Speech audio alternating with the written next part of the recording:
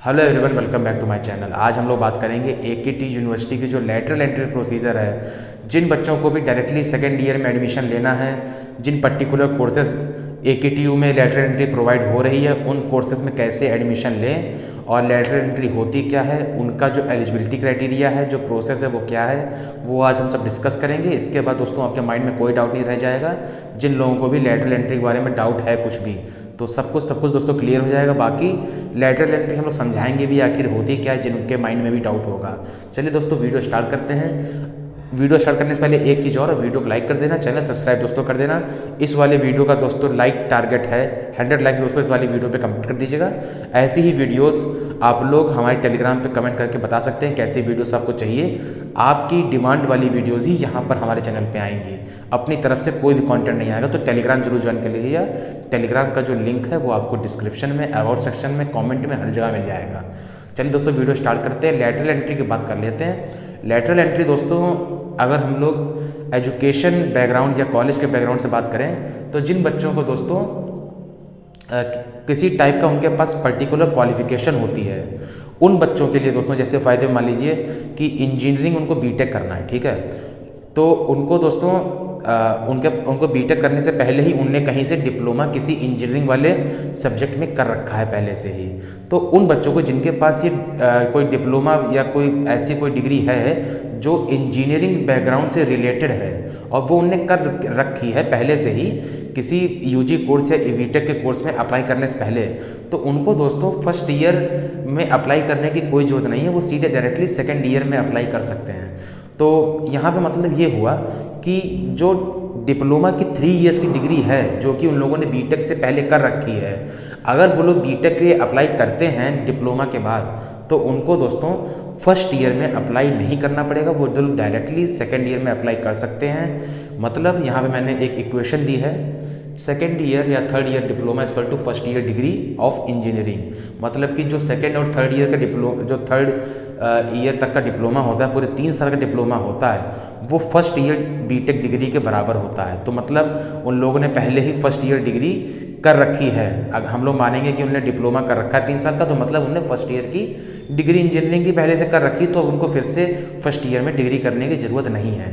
तो मैंने एक एग्जांपल दिया है बीटेक का एग्जांपल लेकर, ठीक है। आगे भी हम लोग इसी चीज़ के बारे में बात करेंगे जो कि इस एकेटी यूनिवर्सिटी में अप्लाई होगी, ठीक है। तो यही है दोस्तों कि किसी के पास अगर कोई ऐसी पहले से क्वालिफिकेशन है किसी डिग्री से पहले अप्लाई करने के, तो वो लोग उस वाली जो फर्स्ट ईयर की पूरी प्रक्रिया होती है एडमिशन की, उसको स्किप करके सीधे सेकंड ईयर में एडमिशन उस पर्टिकुलर डिग्री में ले सकते हैं, ठीक है।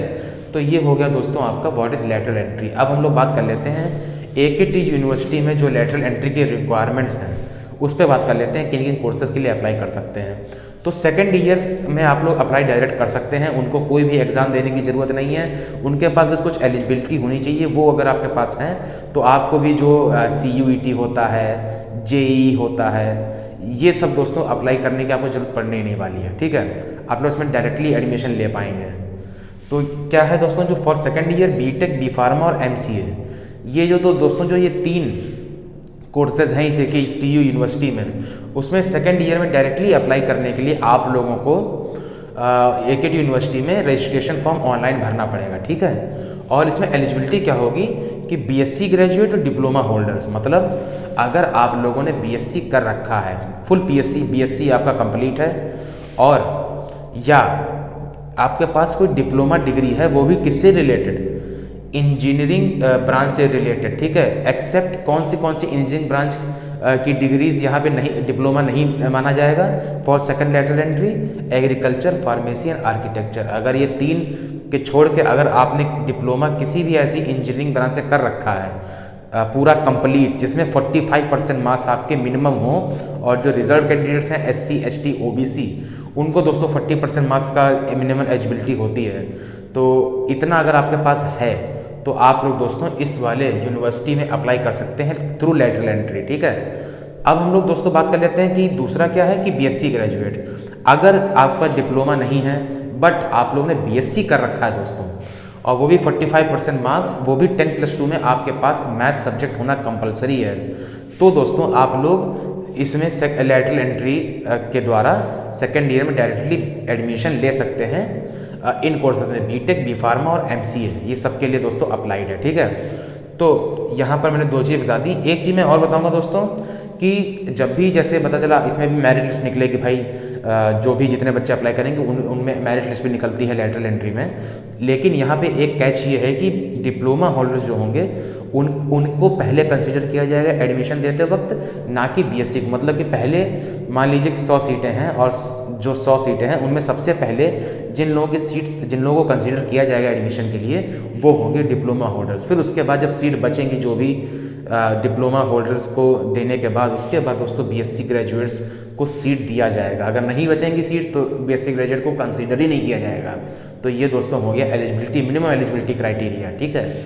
तो यहाँ पे एक कैच और है, थर्ड भी यहाँ पर है कि जो लोग यहाँ पर थ्रू लेटरल एंट्री कर सकते हैं, एक और एलिजिबिलिटी क्राइटेरिया है, वो है DVOC, ठीक है। तो अगर आप लोगों ने ये डिप्लोमा इन वोकेशनल कोर्सेज कर रखा है तब भी आप लोग लेटरल एंट्री द्वारा सेकेंड ईयर में डायरेक्टली अप्लाई कर सकते हैं। तो इन तीनों में से कोई एक भी अगर आप लोग पास एलिजिबिलिटी है तो आप लोग आराम से यहाँ पर अप्लाई कर सकते हैं, कोई दिक्कत नहीं होने वाली है। यहाँ पर एक और इम्पॉर्टेंट पॉइंट है कि अगर आप लोग यूपी से बाहर हैं, आपने कहीं बाहर से डिप्लोमा कर रखा है यूपी से, या कहीं भी बाहर से कर रखा है, यूपी के नहीं है आप लोग, और यूपी से आप लोगों ने वो डिग्री नहीं कर रखी है, तो आप लोगों को दोस्तों यहाँ पे लेटरल एंट्री नहीं मिल पाएगी। सिर्फ यूपी के जो डिप्लोमा होल्डर्स होंगे, बीएससी ग्रेजुएट्स होंगे, उन्हीं को यहाँ पर एडमिशन दिया जाएगा।